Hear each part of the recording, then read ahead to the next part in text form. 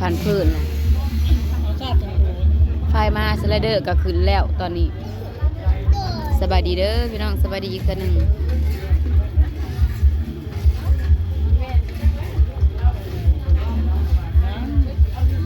ตอนนี้กำลังตกแต่งนะห้านหมอลำบอดเบิร์ดได้คืนนี่นะบอดเบิร์ดได้ขี่บอดเบิร์ดพักกันเมื่อก่อนมื่อนี้ก็สิได้เมื่อก่อนนี่นะเพื่อเมื่อแหวกขึ้นพ่อใหญ่อีกเอาน้ำเย็นมาอีกเนี่ยเฮ้ยอย่าจองลูกอย่าจอง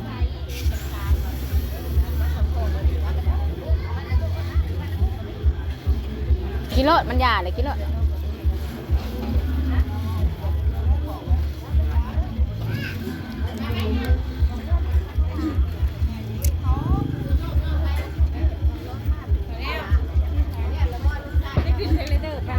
แน่ไปเลย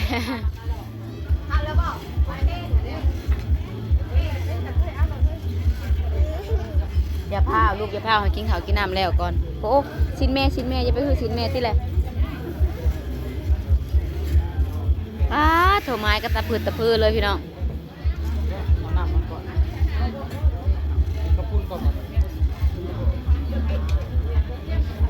พี่พูดในโบยากไม้ดอกหนาห้าน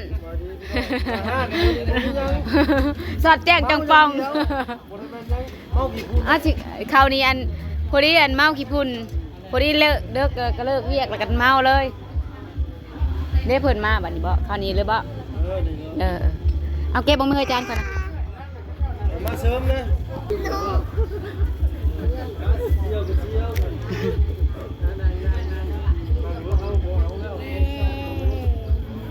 เอายับมาในที่เฮ้ยถอนตัวยับมากตัวคงเขา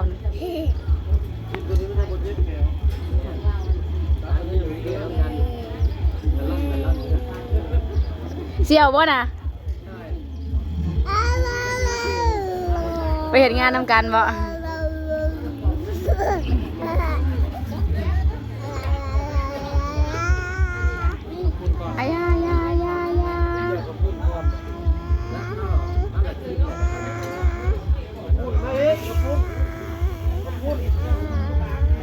น้ำพ่อทั้งน้ำทั้งเขามาพูดได้เขากินพร้อมน้ำบริเขากินพร้อม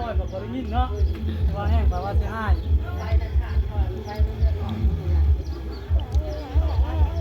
ลูกใหญ่วิทย์เวลาสิได้ไปอาหารน้ำโม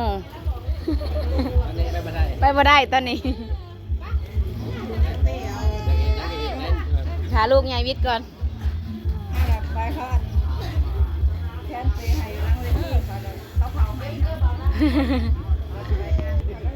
ป้า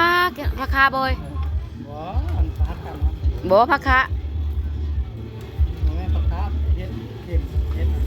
กินมานั้นเนาะนางพักคา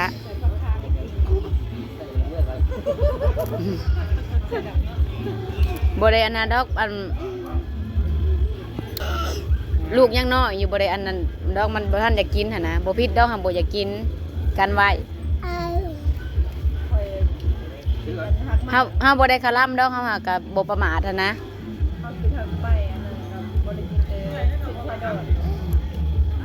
อันนี้ก็บ่ได้คาร่ำดอกหักมันได้กินแล้วก็บ่อยากประมาท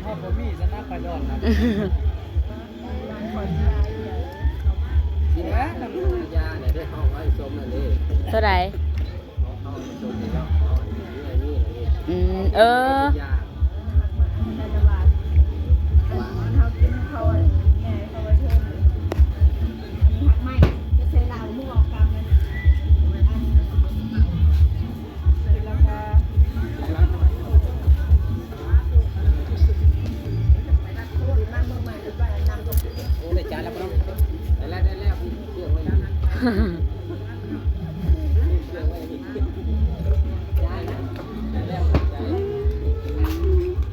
สไลเดอร์ก็ขึ้นเลยได้แล้วเอ้ย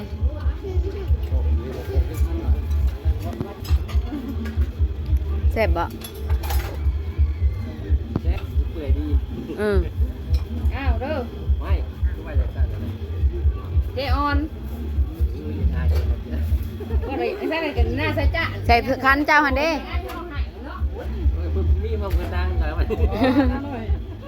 เสียงอายใส่รถรักอะไรจานกันเลยนานไปยังรักอะไรก่อนหน้านี้ที่หาเจอกันเจอกันอยู่แล้วเจอกันอยู่สิบุญพระเวทบ่เขาเคยเบี้ยไปถ่ายคือคลิปลังนี่สไลเดอร์ป่ะไปเอาไป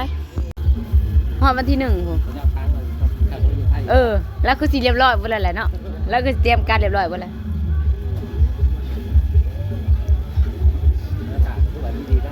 ย่ำมาอีกแหละเป็นตาแซ่บหอบ2ยังนะแทงคำแดนขมวนโอ้ยโอ้ยังบ่ถึงยังบ่ลึงคำเนียงบ่เป็นคอหมอลำหักขึ้นลมวะคนละวงบอกกับตัวจะเอามานี่อันเดียวกันนี่โอ้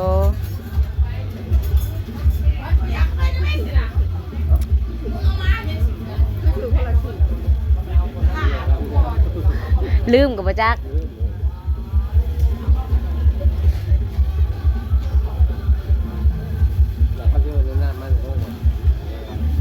ยังเกาะจักยังอันนั่นอยู่พอมินโดยลุงเดี๋ยวนะข้าเจ้าสิขึ้นแล้ว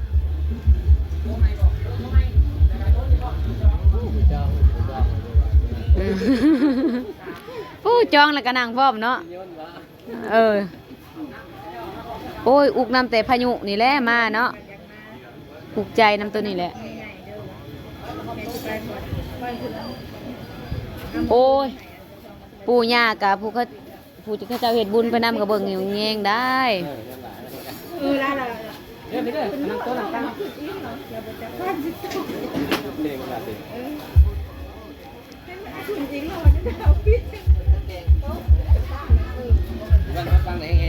บะนี่ที่สว่างก็แห้งเขาจะวะหักสุดเฮานะสุดก่อนนะฮอดเฮาสุดก่อนนะแห้งทางเฮานะหักสุดนี่บ่มีแนมมาทางนี้นะมืดอยู่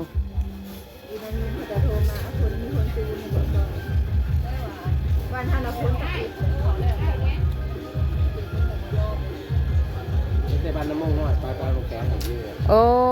เป็นน้องเลยบ้างแต่เยอะ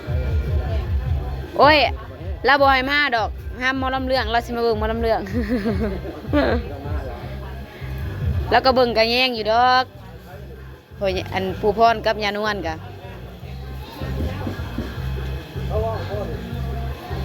ข้าแม่นว่าบ่อันนั้นน่ะคนสิลายอยู่เดี๋ยวนี้นะข้าแม่นว่าบ่พายุแล้วเนาะ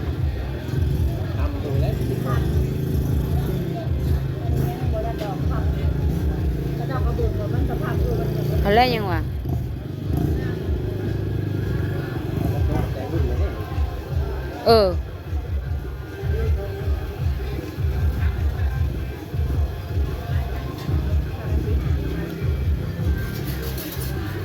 ก็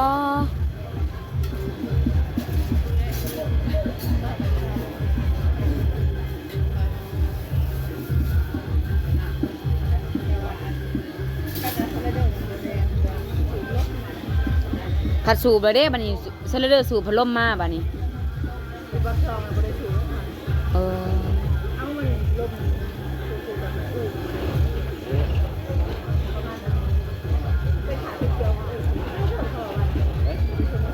เพิ่งมาไหนแม่นเลยว่าอันอยู่เดินบ้านปากซองก็จะมีงานอีกอย่างก็อันงานแสดงสินค้าเขาจะมาเฮ็ดดอกเดินมีเธอหนึ่งจะนอนประมาณ3 กระทงเลยจะเจอที่เทียบเลยแดดตกช่วงต้นบ่ายพอเบิ้งคิดเบิ้งก็ต้นบ่ายว่านนี่มันมีลมช่วงที่แผ่นดินไหวหั่นเด้หลังจากแผ่นดินไหวแล้วลมมันอู่มาทางเฮามันมีช่วงหนึ่งหลังจากแผ่นดินไหวแล้วแหละ ถ้าหาว่ามันมีลมอู่มาบาทหนึ่งบ้างแห้งๆหนึ่งผู้ซื้อบักได้อยู่ มีคนกระตุกกำลังเลยเนาะแล้ว โอ้ยสาธุหักอยู่เวียงกันนักอยู่ได้ นะแต่คือแบบบ่ได้ถล่ม ก็หักกับโบเทิงขันนั้นอยู่ มาที่หลังเองเนาะ พม่า ไทยนี่เนาะ ไทยตี แล้วบ่ได้เลยตัวอย่างดีดิตัวที่มันโยกๆ อันเด็กน้อยอันที่เขาถ่ายเห็นแต่มืออันก่อนออกมา แต่กระบาบเนาะรอดอยู่บนนอกพุ่นน่ะเนาะ แต่มันยังอันนั้นเกี้เขาจะกระปอดเนี่ยเขาหันแต่ว่าอันสภาพก็ได้ที่ว่าได้แบบผู้หญิงเนี่ย